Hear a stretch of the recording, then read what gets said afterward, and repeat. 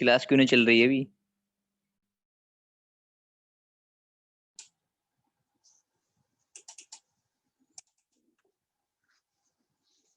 Hello, आवाज आ रही है हमारी सबको?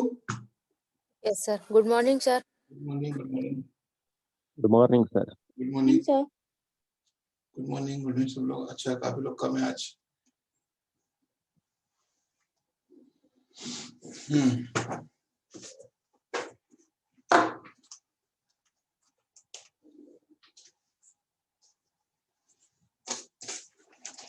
देखिए, आज हम लोग मैंने बोला था कि एक वीक या 2 वीक, लगभग 7 डेज में आप हमारा इकोनॉमिक सर्वे और बजट कंप्लीट होगा। ठीक है, तो आज हम उसी पे बात करेंगे आज से, क्योंकि अभी जो हिंदू का जो मैटर है करंट अफेयर्स का, उसको हम होल्ड कर रहे हैं। और सर्वे और इकोनॉमी जो है, इकोनॉमिक सर्वे और बजट, दो पे हम बात करेंगे कुछ दिन। और मे बी 1 वीक में कंप्लीट हो जाएगा ये।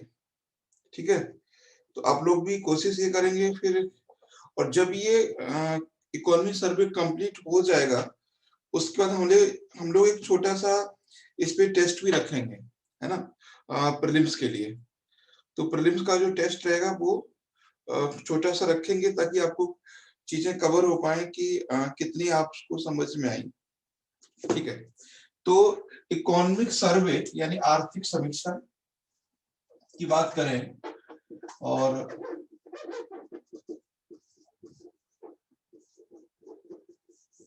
तो देखिए, इसके जो हमने जिस तरह शेड्यूल किया है इसको, पहला तो हम ओवरऑल व्यूज देखेंगे क्या है, और फिर इसको लगभग 8 या 9 क्लासेस में पूरा कंप्लीट करेंगे।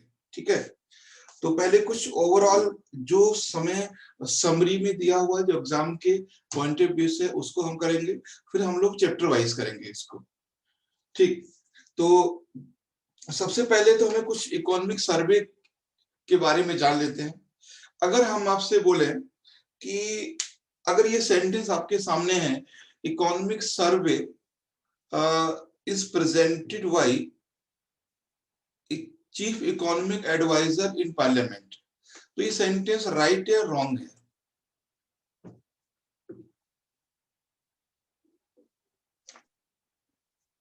ठीक है, तो कुछ बेसिक इंफॉर्मेशन है उसको हम जान लेते हैं। पहली चीज है कि economic survey is a annual document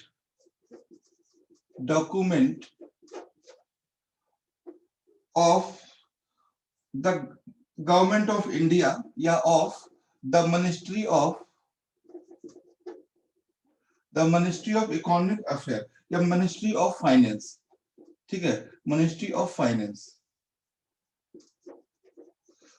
of Finance का ये एक डॉक्यूमेंट्स है, यानी गवर्नमेंट ऑफ इंडिया, इस तरह से कह सकते हैं कि गवर्नमेंट ऑफ इंडिया।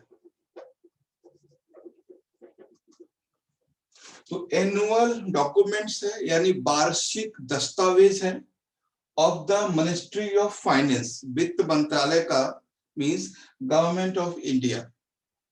सिंपल सा कॉन्सेप्ट है क्या? तो ये डॉक्यूमेंट्स है ना, और ये क्या है? एनुअल है, यानी एनुअल मींस एवरी ईयर इसको पब्लिश किया जाता है, प्रेजेंट किया जाता है। और किसके द्वारा प्रेजेंट किया जाता है? पर मिनिस्ट्री ऑफ फाइनेंस, यानी वित्त मंत्रालय के द्वारा, जो कि गवर्नमेंट ऑफ इंडिया के अंडर में है। उसके बाद ये किसके द्वारा प्रिपेयर किया जाता है?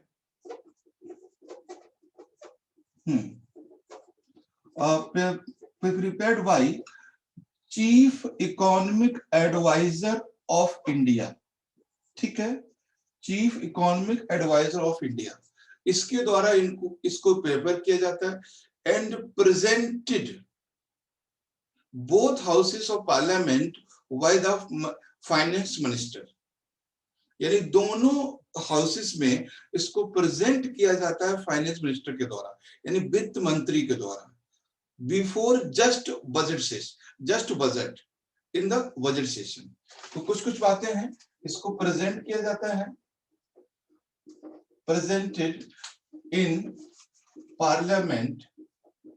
Parliament means both house, दोनों हाउसेस में इसको प्रेजेंट किया जाता है। किसके द्वारा? बाय फाइनेंस मिनिस्टर, वित्त मंत्री के द्वारा। ठीक है, जस्ट बिफोर बजट, है ना, बजट इन बजट सेशन।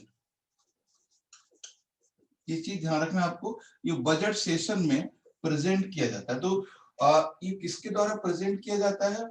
कहां पर? पार्लियामेंट में। कभी आपसे क्वेश्चन बन सकता है the economy survey present in Lok Sabha, तो लोकसभा में नहीं, ये दोनों हाउस में प्रेजेंट किया जाता है वित्त मंत्री के द्वारा just before budget in budget session, यानी जो बजट सत्र होता है उसमें इसको प्रेजेंट किया जाता है। क्लियर है? और हर साल किया जाता है। इसमें दो चीजें हैं, इसका इंपॉर्टेंस क्या है या इसका यूज क्या है? इसका इंपॉर्टेंस ये है, ये इंपॉर्टेंस से पहले कुछ और बात कर लेते हैं कि first economic survey was present in 1950 and 51, 1950 and 51, 1950-51 का पहली बार पब्लिश किया गया था। ठीक है, 1950 and 51 जो पहला हमारा इकोनॉमिक सर्वे था, इसको हम समझेंगे कि इसमें कुछ जो हमने मेन बातें की उसको समझिएगा कि है क्या। तो सिंपल से हमने ये बताया था कि ये एनुअल डॉक्यूमेंट्स है और ये गवर्नमेंट ऑफ इंडिया का मतलब है फाइनेंस मिनिस्ट्री। ठीक है, फाइनेंस मिनिस्ट्री द्वारा इसको प्रेजेंट किया जाता है और चीफ इकोनॉमिक एडवाइजर के द्वारा इसको तैयार किया जाता है। और ये just before budget in budget session both houses by the minister of finance, वित्त मंत्री के द्वारा इसको प्रेजेंट किया जाता है। और उसके बाद है ये बिफोर बजट सेशन, ये बजट सेशन में होता है। First time 1950 and 1951 economic survey present किया गया था। Economic survey till 1964, okay, till 1964 इसको प्रेजेंट किया जाता था विद बजट के साथ में। ठीक है, बजट के साथ में प्रेजेंट किया जाता था। एंड आफ्टर 1964 इसको सेपरेट किया जाने लगा, है ना, इसको सेपरेट किया जाने लगा। किससे? बजट से। सेपरेट का मतलब है बिफोर बजट। तो आपको समझना है कि 1964 तक इसको बजट के साथ प्रेजेंट किया जाता था एंड आफ्टर 64 इसको बजट से पहले प्रेजेंट किया जाने लगा। तो बेसिक चीज यही है कि पहली बार ये जो हमारा इकोनॉमिक सर्वे आया है तो 1950 to 51 till 62, after 64 the economic survey presented in parliament before just budget। Clear है? और इसके बाद अब हम बात आते हैं कि इसका यूज क्या है या इसका इंपॉर्टेंस क्या है या इसका ऑब्जेक्टिव क्या है। क्या इसका ऑब्जेक्टिव है? इसके दो मेन ऑब्जेक्टिव्स हैं इकोनॉमिक सर्वे के। ठीक है, इसके दो मेन ऑब्जेक्टिव हैं। फर्स्ट ऑब्जेक्टिव है to analysis last financial year for all sector of Indian economy। तो लिख लीजिए, to analysis of last financial year from all Indian economy sector, पिछले वित्तीय वर्ष के सभी क्षेत्रों के संबंध में। एनालिसिस मतलब है कि क्या बोलते हैं एनालाइज करना हिंदी में? विवेचना करना या उनकी क्या एनालाइज करना, है ना, उनका विश्लेषण करना या निरीक्षण करना कि पिछली वित्तीय वर्ष में जो हमने टारगेट फिक्स किए थे, हर सेक्टर में कितना ग्रोथ हुआ है, कितना स्लो डाउन हुआ है, उस सब का एनालाइज करता है इंडियन, जितने भी इंडिया के सेक्टर हैं सभी। फर्स्ट पॉइंट, यानी पिछले वित्तीय वर्ष के बारे में विवेचना करना या उसके बारे में जानना, उसको एनालाइज करना, पहला पर्पज। सेकंड पर्पज है उसका to give the suggestion for future. Second लिखिए, to give suggestion to government of India, to give some suggestion to government of India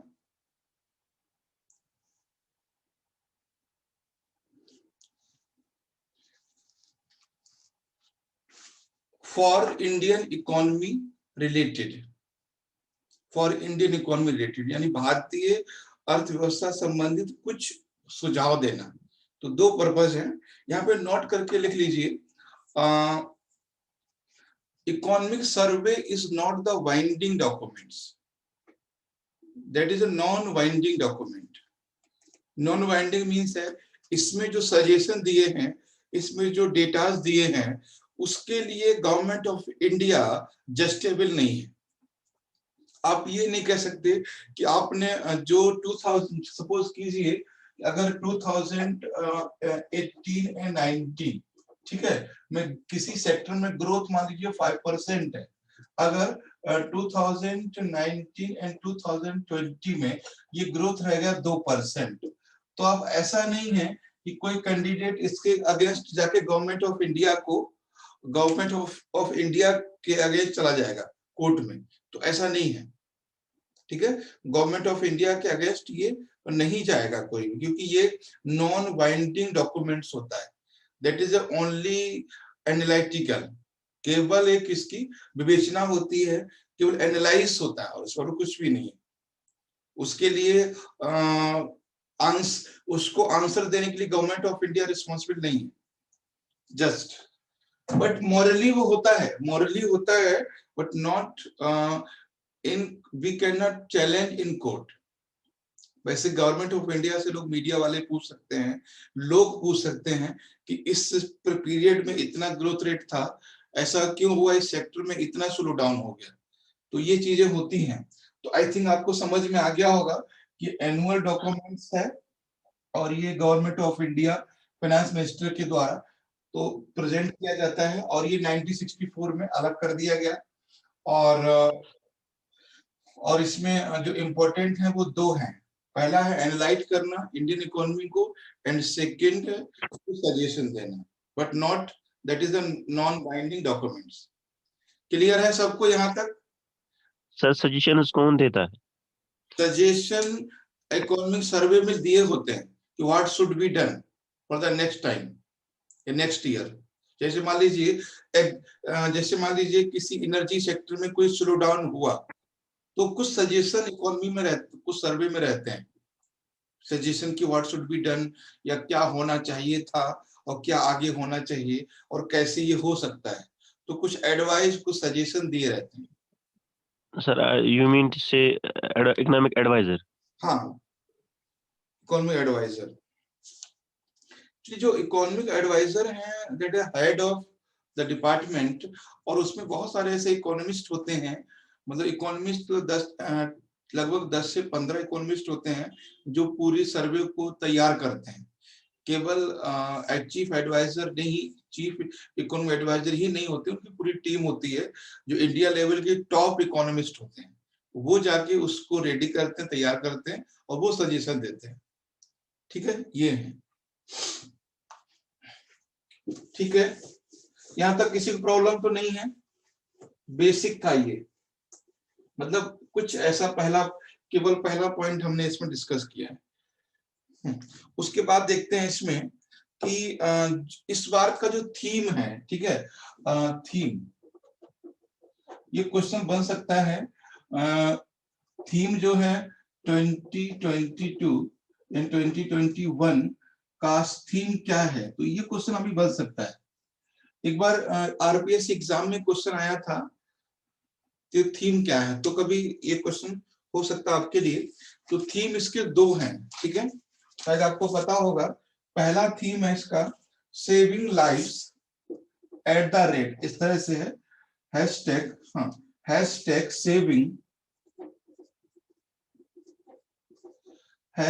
saving lives, ठीक है, एंड लाइवहुड्स,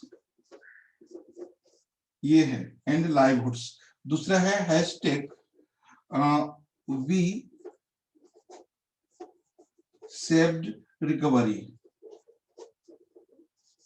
ये है।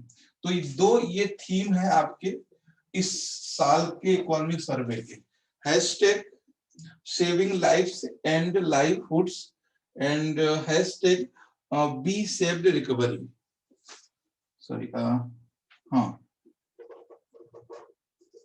B shaped recovery. तो दो इसके थीम्स हैं, ठीक है। नेक्स्ट हम बात करते हैं कि यहां तक तो क्लियर है। नेक्स्ट इसमें पॉइंट है कि what is B shaped recovery, economic recovery,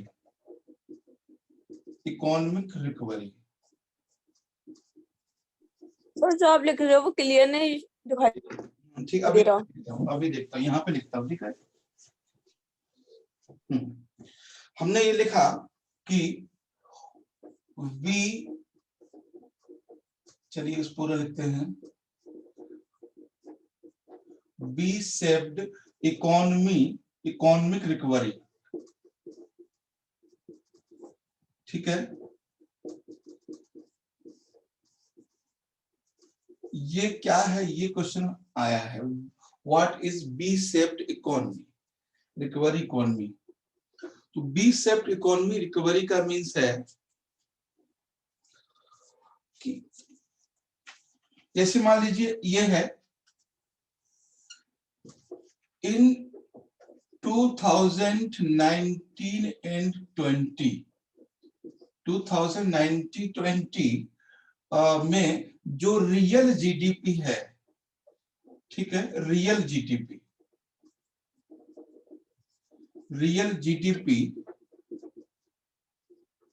GDP is कितनी है, 146 लाख करोड़, ठीक है, 146 लाख करोड़, ठीक है। Real GDP 1990-20 and 2022 and 2021 real GDP is 134 crore, 134 crore, lakh crore, ठीक है, लाख करोड़, 130। एंड समझिए इसको, फिर आप समझ में आएगा आपको। And 2021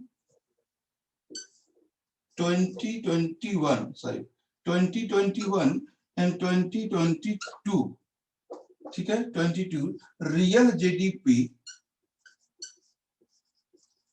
GDP is 149 lakh crore, ये है। अब इसको बात को समझना कि जो 2019-20 में जो रियल जीडीपी है वो है 146 लाख करोड़, ठीक है, लाख करोड़। उसके बाद जस्ट 20 and 21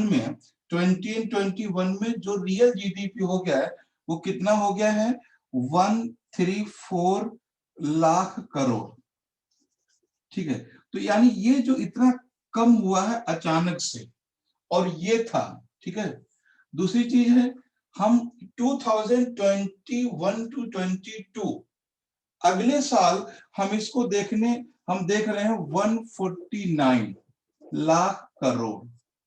उन्होंने ये दिखाया है कि कैसे इकोनॉमी में स्लो डाउन हुआ है और कैसे इकोनॉमी में रिकवरी हुई। और ये स्लो डाउन क्यों हुआ है ये आपको सबको पता है पूरे ग्लोबल लेवल पर। तो पूछेगा कि slow down in economy 20 and 21 and after COVID-19 Indian economy grew with very fastly. That real GDP कितनी बताई इन्होंने? लगभग 11%, है ना? 11% GDP बताई है कब की? 2021 या 2022 में। तो ये चीज है।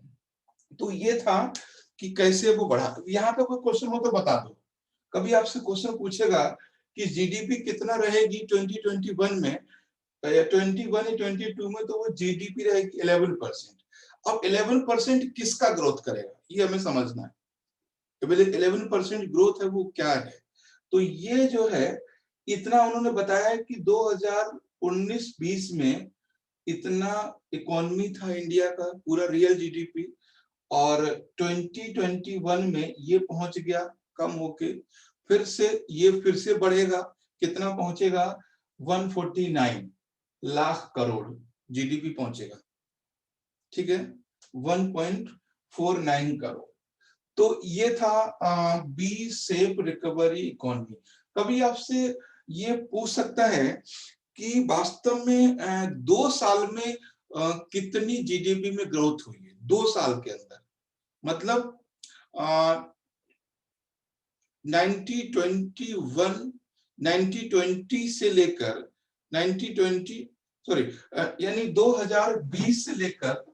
2020 से लेकर और 2022 तक अगर बोलेंगे टोटल जीडीपी में कितनी वृद्धि हुई, टोटल जीडीपी में 2 साल में,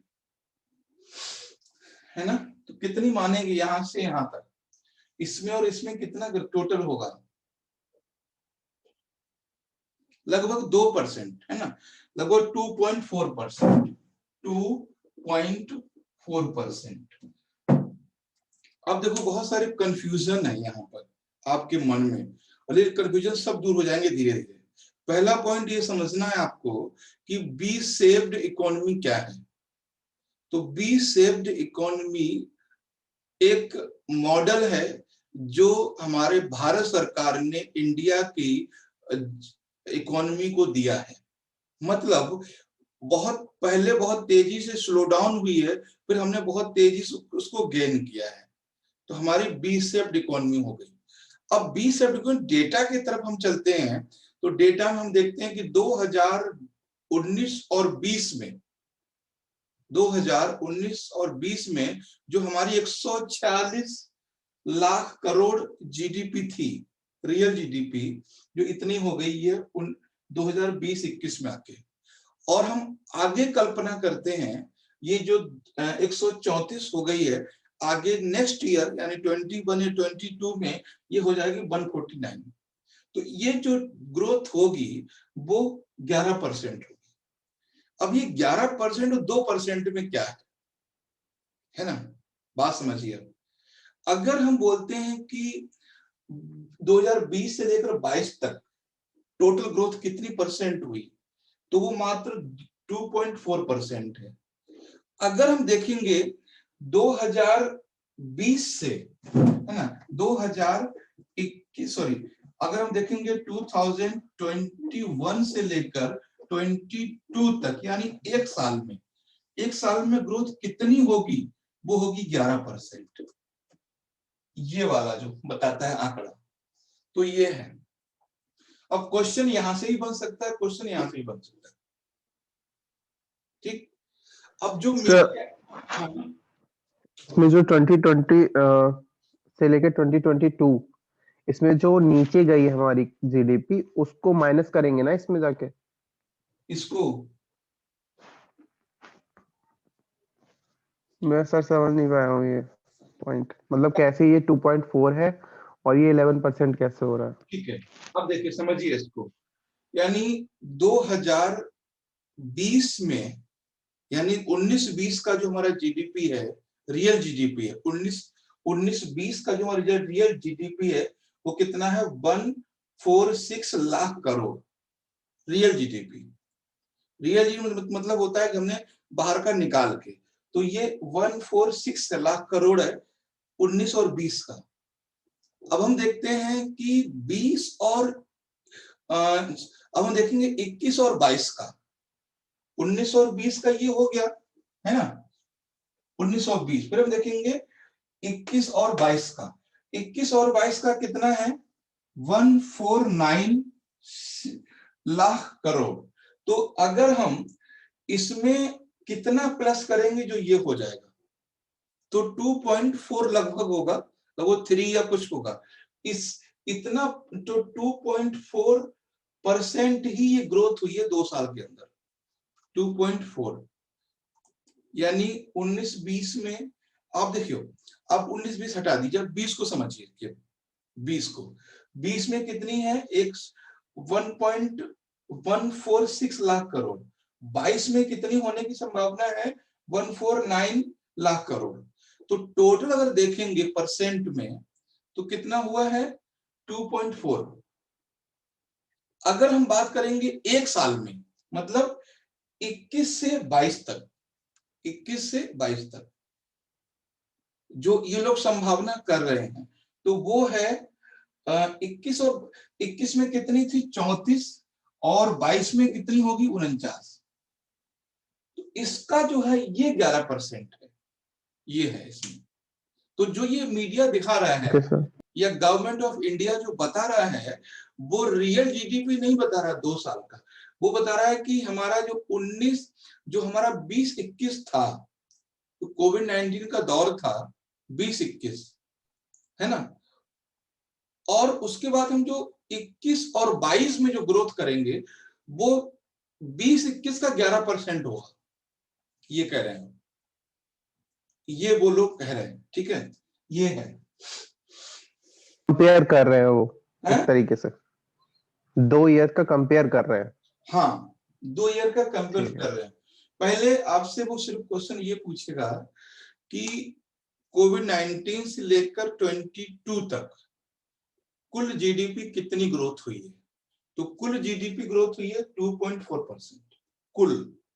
फिर पूछेंगे वो अगले फाइनेंशियल ईयर में, यानी 21 और 22 में भारत सरकार ने क्या टारगेट फिक्स किया है, क्या संभावना व्यक्त की है 21-22 के लिए? 21-22 के लिए 11% फिक्स की है, ये चीज है। ठीक है, ये पॉइंट्स है। तो ये भी डेटा आप याद रखिए कि जितने भी डेटा लिखे वो सारे इंपॉर्टेंट हैं। और किसी को डाउट है बताओ? अल्ताफ, नैना, स्वप्निल? No, sir.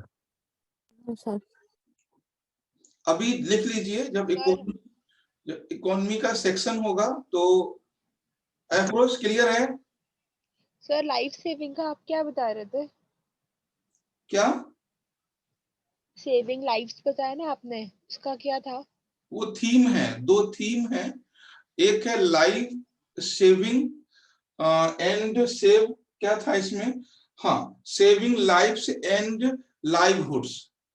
पूछ सकता what is the theme of economic survey 21-22?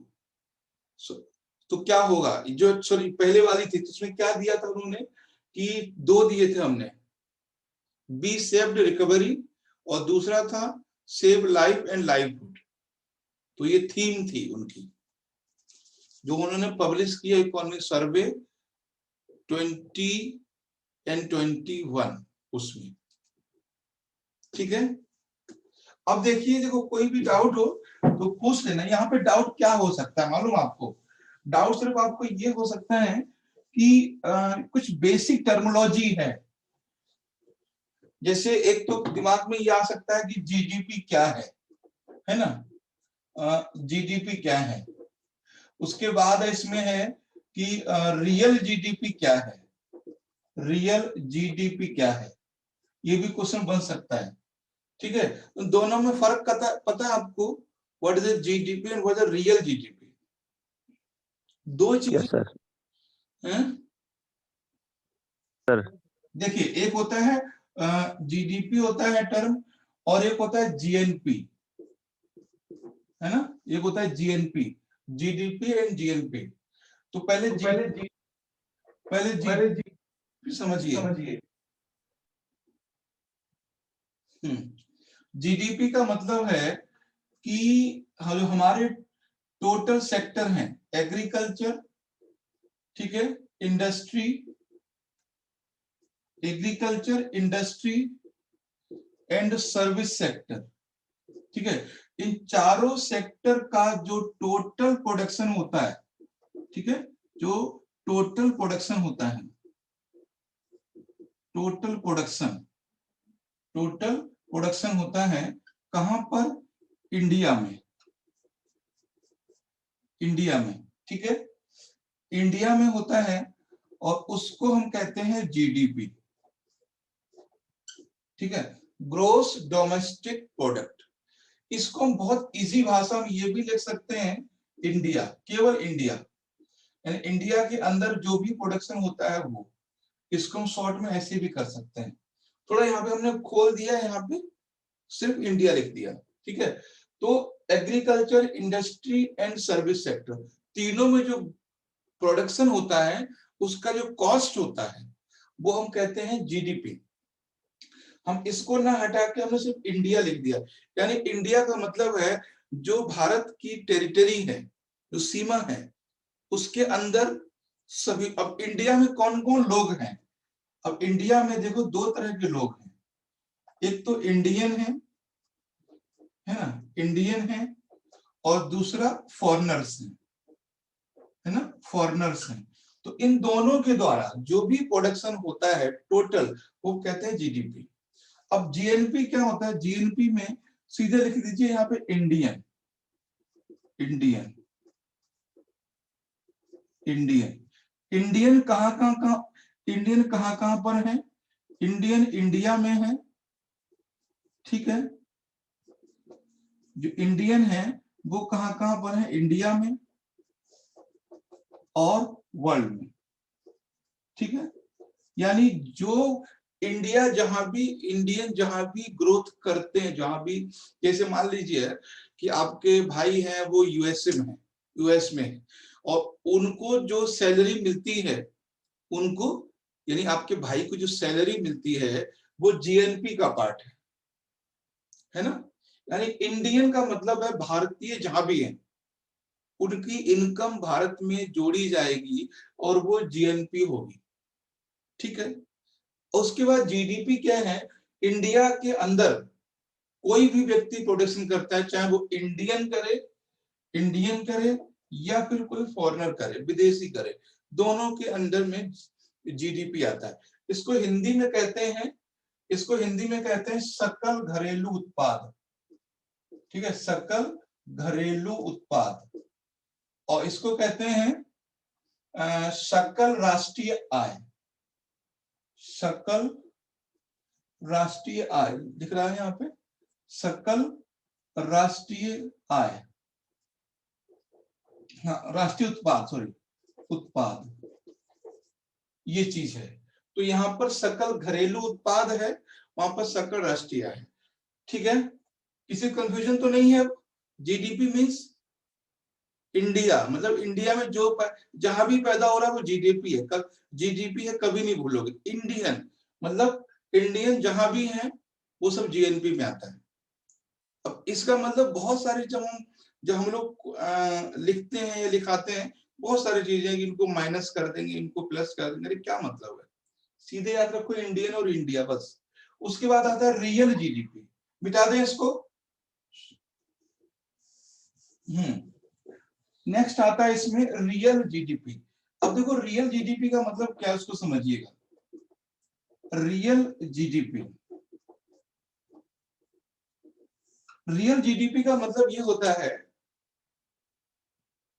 जैसे मान लीजिए कि ये मार्कर है, ठीक है, ये मार्कर है मान लीजिए 30 रुपए का, है ना, 30 रुपए का इसका प्राइस है इस मार्कर का, ठीक है। इस मार्कर का 30 रुपए का प्राइस है। अब इसको जो बनाने में कॉस्ट आई है वो आई है 5 रुपया।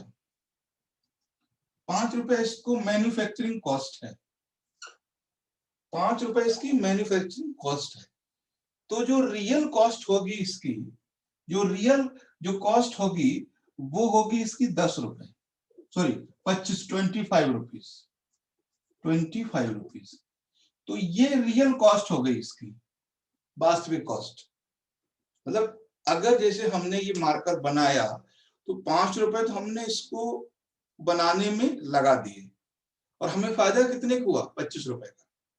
तो वही चीज यहाँ पे समझिएगा रियल जीडीपी में, मतलब उत्पादन करने में जो कॉस्ट आती है उसको हम माइनस कर देते हैं, उसके बाद जो बचता है उसको रियल जीडीपी कहते हैं। इसी कहते हैं NNP, नेशनल नेट प्रोडक्ट्स। एक ही बात है, ठीक है, मेरी बात समझ गए। रियल जीडीपी का मतलब क्या है,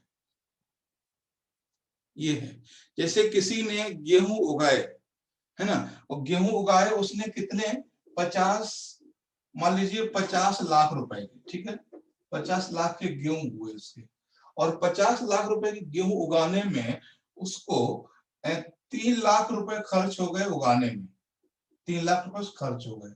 तो 3 लाख रुपए माइनस करके जो रियल कॉस्ट होगी वो होगी 47 लाख, ठीक है। तो ये है आपका रियल जीडीपी की टर्मिनोलॉजी, इसको समझ लेना थोड़ा सा।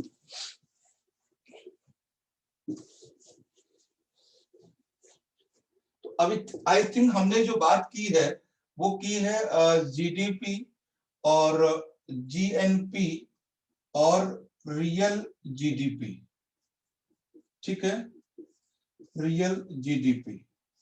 यहां तक कोई बात हो तो बताओ, ठीक है, ये पॉइंट क्लियर है सभी को? Yes sir. ठीक है, ओके। देखो हम आपकी जूम ऐप पे क्लास इसलिए लेते हैं ताकि अगर आपको तुरंत कहीं डाउट हो तो आप हमसे तुरंत पूछ सकें, क्योंकि यूट्यूब पे क्या होता है कि आप सिर्फ कमेंट करके लिखते हो तो वहां पे उसका कभी कभी नहीं भी देख पाते हैं। तो सिर्फ जूम ऐप लेने का पर्पज यही है कि ताकि कहीं भी डाउट हो तुरंत आप उसको रिप्लाई करो कि सर ये दोबारा बता दीजिए।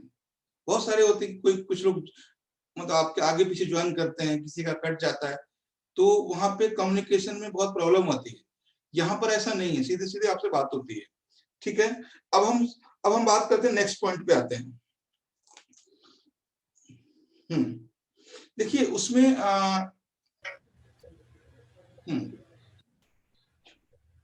2021 एंड 2022 के दोनों साल में, है ना, 2021 में 2022 में भारत सरकार क्या एक्सपेक्ट करती है कि किस सेक्टर में कितनी ग्रोथ होगी।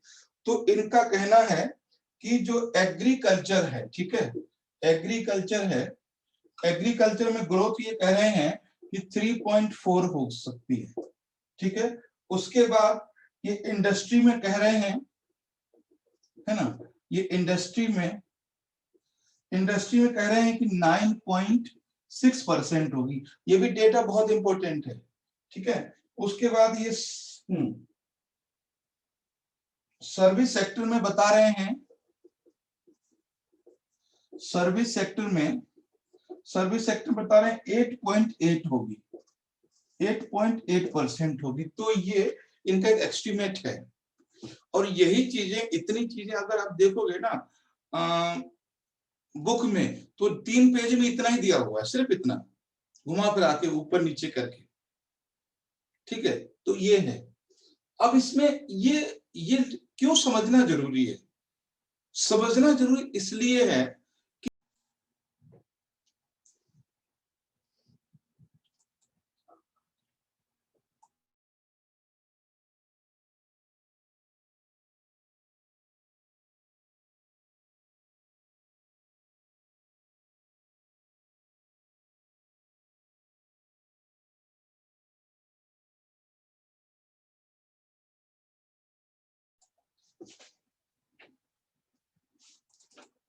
देखिए, हम ये कह रहे थे इसको समझना क्यों जरूरी है। समझना इसलिए जरूरी है, जो हमारे जीडीपी है, जो हमारा जीडीपी है, उसमें जो कंट्रीब्यूशन है, एग्रीकल्चर का सबसे कम है, इंडस्ट्री का उससे ज्यादा है, और सर्विस सेक्टर का सबसे ज्यादा है। कभी आपसे पूछेगा कि तो 3 सेक्टर हैं, जीडीपी में कंट्रीब्यूशन कैसा है, तो जीडीपी में कंट्रीब्यूशन है एग्रीकल्चर का, और उसके बाद है इंडस्ट्री का, और उसके बाद है सर्विस सेक्टर का। ठीक है, तो इस तरह से ये जीडीपी में कंट्रीब्यूशन है। लेकिन जो ग्रोथ हो रही है वो इंडस्ट्री में ज्यादा हो रही है इस बार, इन लोगों ने बोला है। ठीक है, तो क्योंकि अगर कभी आपको हो सकता है कि एकदम राउंड फिगर में दे दे कि ग्रोथ होगी वो किस किस तरह से होगी, या कोई डेटा दे दे, तो डेटा आपको याद रखना है, इंडस्ट्री की सबसे ज्यादा ग्रोथ होनी है इस बार, और बाकी ये डेटा याद रहे तो ज्यादा अच्छा। एग्रीकल्चर में कम हो रही है 3. इंडस्ट्री 9.6 सर, इंडस्ट्री 9.6 हाँ, सर, इंडस्ट्री का कितना है? इंडस्ट्री 9.6 है, 9.6%। ठीक है, तो ये है। नेक्स्ट हम बात करते हैं, और नेक्स्ट पॉइंट लिखिए कि नेक्स्ट पॉइंट है इसमें, व्हाई इंडियन इकोनॉमी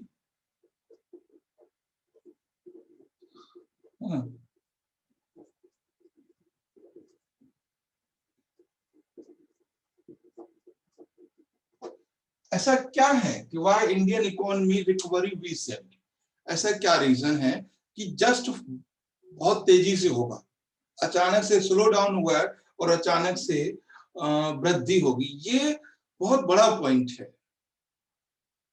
और ये चीज मतलब चीफ इकोनॉमिक एडवाइजर ने भी वहां पे क्लियर की थी कि क्या रीजन है इतना फास्ट होगा।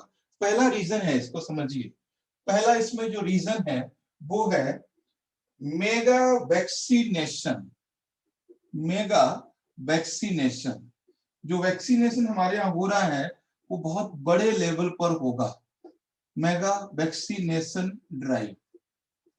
ठीक है, यानी हमारे भारत में बहुत बड़े लेवल पर, यानी शायद 1.6 लाख एक दिन में वैक्सीन किया गया था, यानी बहुत बड़े लेवल हम लोग वैक्सीनेशन कर रहे हैं पूरे वर्ल्ड में। तो मेगा वैक्सीनेशन ड्राइव, क्योंकि बहुत अच्छी, इस बार जो इंटरव्यू होने वाला है उसमें क्वेश्चन जरूर आने वाला है कि क्या जो वैक्सीन आई है वो बजट से पहले आई है, तो इकोनॉमिक सर्वे के डेटा अलग हैं। अगर यही जो वैक्सीन है वो मार्च में आती तो इकोनॉमिक सर्वे का डेटा अलग होता। आप कहां तक सहमत हैं, है ना?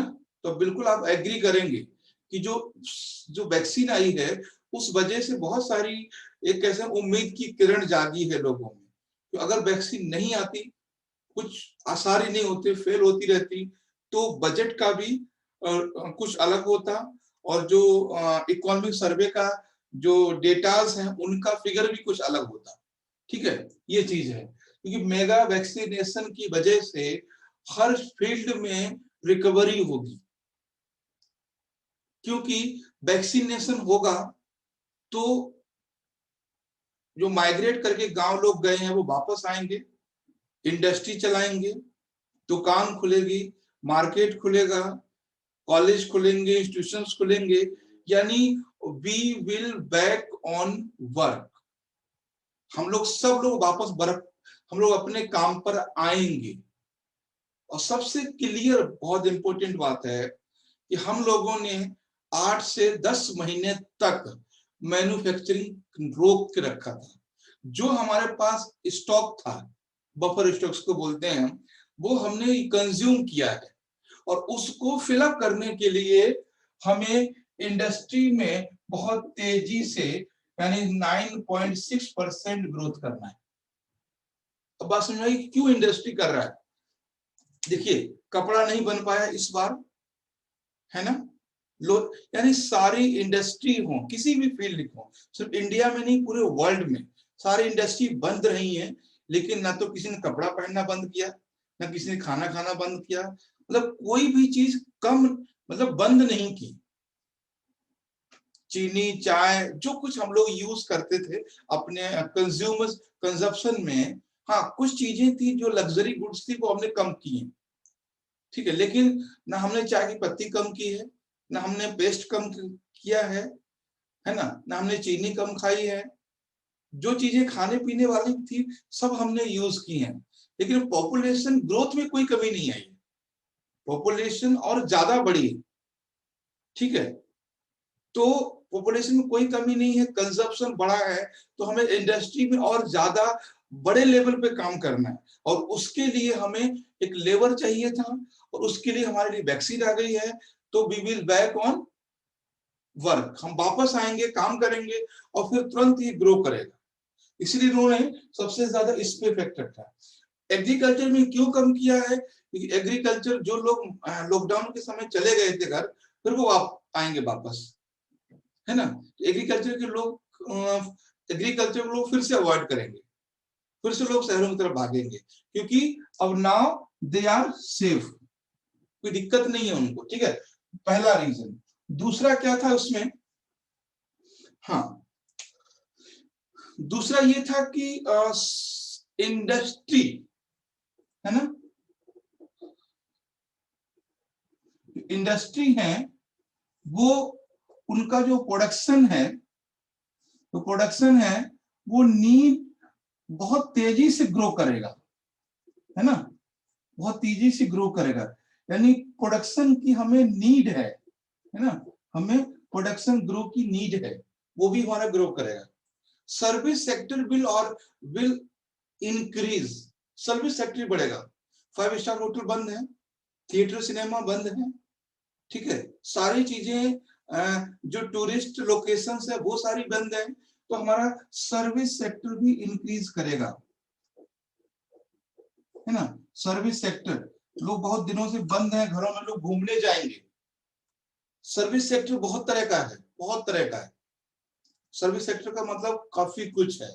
यानी अगर हम नैनीताल घूमने जाते हैं, गोवा जाते हैं, मनाली जाते हैं, 5 स्टार होटल में जाते हैं, किसी आइलैंड पे जाते हैं, कुछ भी करने जाते हैं, तो सर्विस सेक्टर में आएगा इसमें, ठीक है।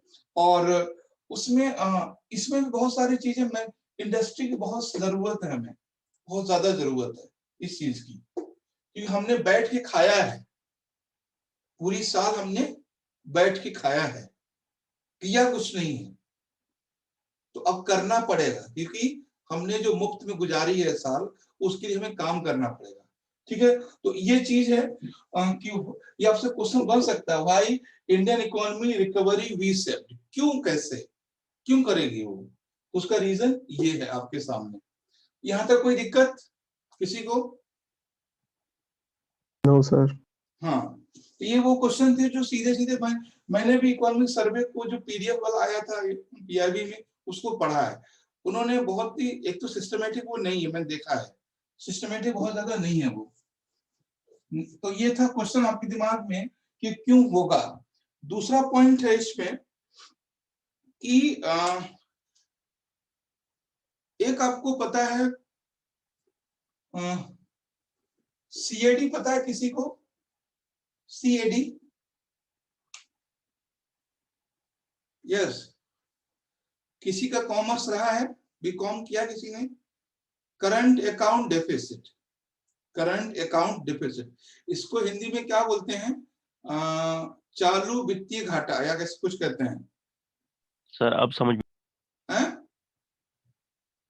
जब आपने कहा करंट अकाउंट डेफिसिट, अब समझ में आया। हाँ, current account deficit, surplus, India में चालू वित्तीय घाटा, ऐसा कुछ है इसका, तो लिख लीजिए इसको, करंट अकाउंट डेफिसिट, ठीक है, करंट अकाउंट डेफिसिट।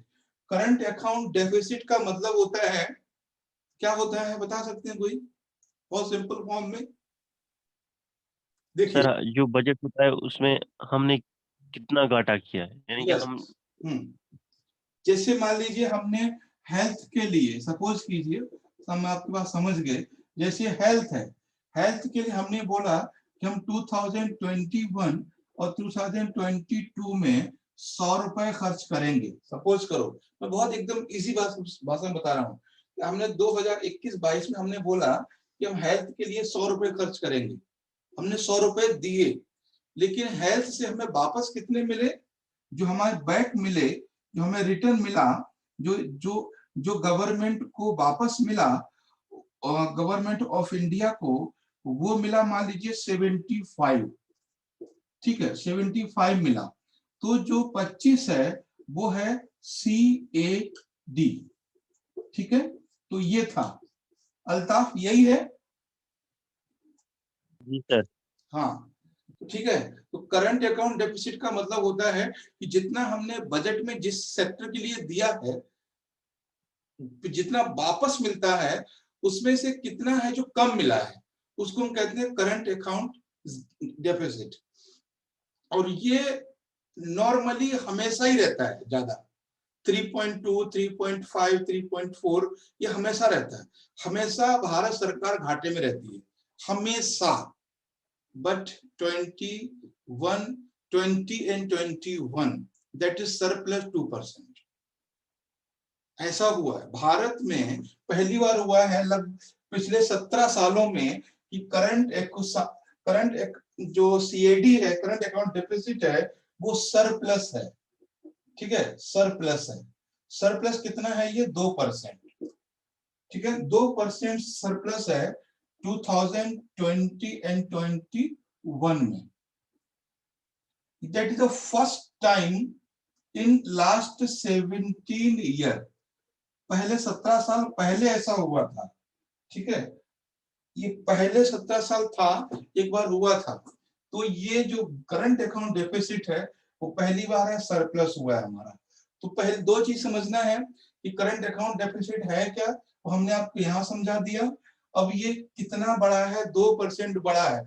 बस हमारा क्वेश्चन है कि ऐसा क्यों हुआ, कि बता सकते हैं ऐसा क्यों हुआ, ये सरप्लस क्यों हुआ? पहला रीजन सर कोरोना की वजह से। नहीं, वो तो ठीक ही है, लेकिन कोरोना है, लेकिन हम कैसे बताएंगे? पहला रीजन था इसमें कि import reduce, export also reduce but import more reduce, यानी आयात हमारा कम हुआ है। इंपोर्ट रिड्यूस, पहला लिख लीजिए इसमें कि जो हमारा इंपोर्ट था, यानी जो आयात था, वो कैसा हो गया? रिड्यूस हुआ है, कम हुआ है, आयात कम हुआ है, बहुत ज्यादा है। दूसरा, लग्जरी गुड्स एक्सपेंडिचर कम हुआ है, यानी जो लग्जरी गुड्स को क्या हो रहा है हिंदी में? विलासिता की जो वस्तुएं थी, जो लग्जरी गुड्स थी, उनका जो इंपोर्ट्स भी कम हुआ है, इंपोर्ट भी कम हुआ है। सबसे बड़ी बात है कि गोल्ड का यूज कम हुआ है, सबसे बड़ी बात है। गोल्ड का जो मार्केट था वो बहुत कम हुआ है, ठीक है, गोल्ड का कम हुआ है। बहुत ही बात है कि हम लोग जहां खर्च कर रहे थे, बस हमारा एक बार जब ये GST आया तो सबसे ज्यादा रिकवरी हुई। तो मैंने ऐसा क्यों हुआ? क्योंकि हम लोगों ने टैक्स तो पे किया है ना, सारी चीजें हुई हैं, लेकिन जो खर्चा था वो हमारा कम हो गया। आपने खुद ही चीज महसूस की होगी, आपका लॉकडाउन के समय जून के महीने में कितना खर्च होता था।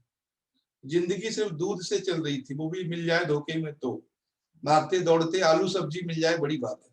उस समय कोई सोच रहा था पिज्जा, चिकन, मटन, ऐसा कुछ हाईली फूड्स खाना मिले? वहां पे बस समझ रहे, आलू मिल गए तो आलू ले लिए 5 किलो। तो वहां कोई देख रहा था कि अच्छी वैरायटी का हमें चावल चाहिए? नहीं, गलती से वो आधी दुकान खोले रखता था शटर की, जितना मिल जाए उतना बहुत है। तो मतलब हमारा जो खर्च है वो कम हुआ है उस समय। ज्वेलरी भी बहुत कम यूज हुई है, गोल्ड का भी इंपोर्ट बहुत कम हुआ है, लग्जरी गुड्स का। मतलब आप समझिए बहुत कम लोग होंगे जो इस दौरान लोगों ने शॉपिंग की होगी। कितने लोगों ने तो कपड़े नहीं खरीदे होंगे इस दौरान, हमने सारे प्रोडक्ट्स जो थे वो मेड इन इंडिया वाले मैक्सिमम यूज किए इस टाइम पे, नहीं ये किए भी, लेकिन एक तरीके से। आप उसमें भी बहुत एक तो चीजें मिल नहीं रही थी। अब गार्नियर नहीं मिलेगा तो क्या करोगे? 25 रुपए का फेयर एंड लवली लगाओगे? गार्नियर आ नहीं रहा है, यूएसए का प्रोडक्ट है, गार्नियर आ नहीं रहा है तो क्या करोगे फिर? इंडिया का लगाओगे फेयर एंड लवली भी को, वो कितने का है? 25 रुपए का, 20 रुपए का, वो है 150 रुपए का। तो चीजें मार्केट में इस तरह से हुआ था, ठीक है। तो जहां 150 रुपए खर्च हो रहे थे वहां 20 रुपए में काम चल गया। तो ये सारी चीजें थी। कि दूसरा पॉइंट ये था, ये सारे पॉइंट वाइज दिखना है आपको, ठीक है, पॉइंट वाइज दिखना है।